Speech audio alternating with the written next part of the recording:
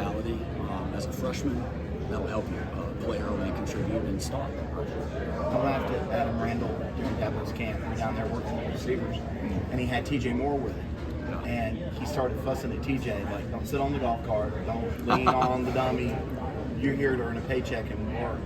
How funny. invaluable is that to have? And is he kind of taking on the role of, you mentioned it earlier, driving Wesco around to different trainers? Is he kind of taking on that mantle of Yeah, leader? I think he has, and I would argue that he's taken on that role better than I've ever seen a single receiver. Amari Rodgers was very similar.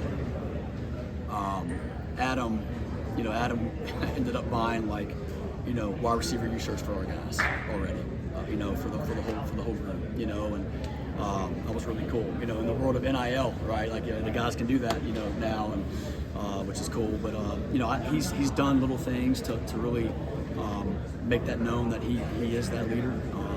And it takes confidence, right, to do that. But also, I think he knew the guys were willing to follow him, right? And so he's kind of stepped out a little bit here and there, and the guys have responded well to that. Antonio is another guy that has really increased his leadership. Front row, sits in the front row, taking notes as good as anybody. Speaking up, correcting, right? This is how we do things, right? This is not how we do things, okay? And I think that's what's exciting for me is that when you bring in freshmen, you want to make sure that you have those upperclassmen that can show them the way, right? Let somebody else's taillights be your headlights kind of thing, right? Just follow the right people. Don't follow the wrong people. Follow the right people. And man, we have some alphas in this room, and I think they do share a little bit of that leadership. Hampton Earl is a walk-on receiver that isn't going to get all the accolades, and he's not going to be written up in the paper, but he's another leader. The guys will listen to him because he's proven to be a consistent leader, to be about his business. And so, I've seen Cole Turner grow up, right? I brought in Ronan Hannafin. He's the son of the captain of a SWAT team, right? He's a dog, okay? Troy has really grown and matured, and he's a tough guy on that field, right? And he's shown that. And so, but man, listen, I think our guys too know you have to be tough off the field, right? You have to develop that character, which can be hard, right? Especially in the dark is when it's grown. And so I've seen a lot of growth in every area from my guys. Coach, do you feel like that was something that you liked last year? Was that alpha leadership in the wide receiver room? I had some good leadership. And I'll say this, our room last year was, at the time, it was probably the best I've ever had as far as camaraderie, brotherhood. And then this year, I'm hearing more of the same, and again, another level of improvement in that area. Skills and drills in the summer, right? That's when the guys are grinding together. They're having their own player-led practices, right? Well, heading into last season, we had the best skills and drills we've ever had. Heading into this season, right, it's the best skills and drills we've ever had. There's been improvement and there's been growth. And I think the thing that, if you're familiar with James Clear, he wrote Atomic Habits. It's a great book, right? It's a really thick book, right? Take your time, don't give up, finish it. It's really, really good if you're trying to develop habits. And I think he calls it, what is it? The plateau of latent potential. And all the work that you're putting in, it doesn't always show initially, right? That's why the New Year's resolutions, the gym is packed in January, and then it's, in a couple months there's nobody there, right? I mean, but don't give up, right? Because all of that work, all of that effort is kind of being stored, right? And at some point you'll see it pay off. And I believe that's kind of how our room is going to be. I really think that last year I saw growth. I saw improvement, I think guys, including myself, I think we're all getting better. And I want this to be our best year yet. And that's what I expect to happen. And all the work, all the commitment, all the sacrifice that a lot of people don't see, I think it'll start to really, really show this year. Coach, Brian looked great in the spring game. Where is he compared to most freshmen coming in? What does he need to work on the most, and how much has he bulked up in the last few months? Yeah,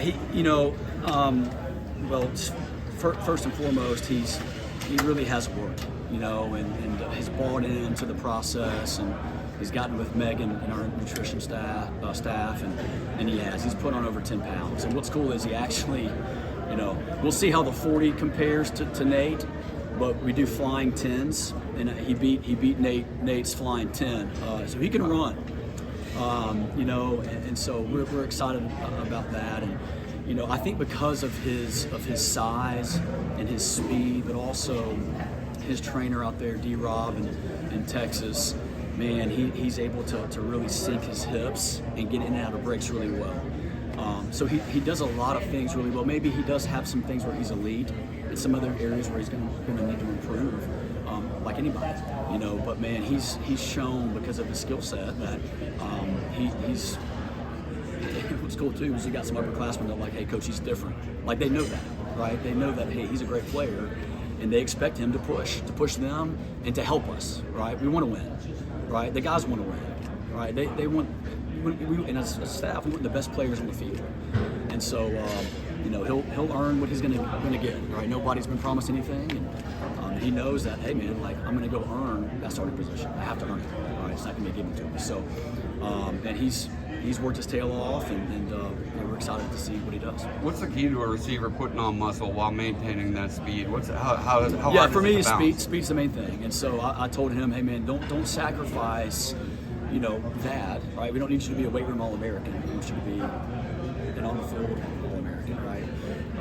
And so, I think it's a slow process. For some, it happens pretty quick, right? As far as putting on that early mass. But man, it's there's really no secret to it, right? I mean, I think it's just, man, trust Coach Batson and his staff, right? Man, buy into the weight program, and I think that's the main thing too. He was a triple jumper, ran track. He didn't really have an off season, right, of weight training. Well, he's had that now. Okay, winter training is tough, and then the summer training again is really really difficult for a reason. And so, man, he's bought into that and done all he's needed to do in the other areas to get to where he's at. When it comes to Antonio Williams, he dealt with some injuries last year. How tough was that on him mentally? And then heading into this season, what parts of his game specifically have you seen improve? Yeah, it was hard, right? I mean, because he's coming off a great freshman year, and again, heading into his sophomore year as a starter, he expected a big year, right? And so whenever injuries happen, man, that it's like you lose a part of yourself, right? You can't play a game that you've been playing since you were a kid. And that was hard for him. And but what's cool is I saw even that season, right, and trying to get back healthy, he worked his tail off to get back, and then had another injury, right, in both lower leg. Okay, and then, man, what did he do? He got back, and the lab was available for the bowl game, and we knew we had him on a pitch count, but man, he made some big time plays for us in that game, right? And so I think that showed me a lot of selflessness. He didn't have to play in the bowl game; he wasn't 100%, but man, we told him we got to have you. We got to have you, and man, that was really, really special for him to do that. And in the era where players are there's more selfishness than ever. They're opting out of bowl games. He didn't do that, and man, I think this is his year. I think he knows that he's going to be one of our most relied upon players in the offense, and he wants that. And I think I'm hearing him more because he knows that he needs the ball to help us win.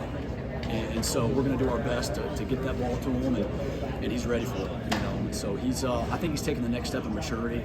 I've seen him really buy into some of the technique, right, and fundamentals, because it's always come easy. And I have a hard time because it wasn't easy for me as a player. Like, it took everything out of me 100%, and it's always come easy where it looks, and I think TJ Moore is very similar. They have very similar demeanors, and I've learned as a coach to be okay with, like, hey, some guys are more relaxed, and it's not nonchalant. That's just, but I think he's taking the next step, and I think raising his intensity in his training, in his presence, in practice. And so this spring was phenomenal for him, both playing inside and outside. Yeah, man, the sky's the limit for him.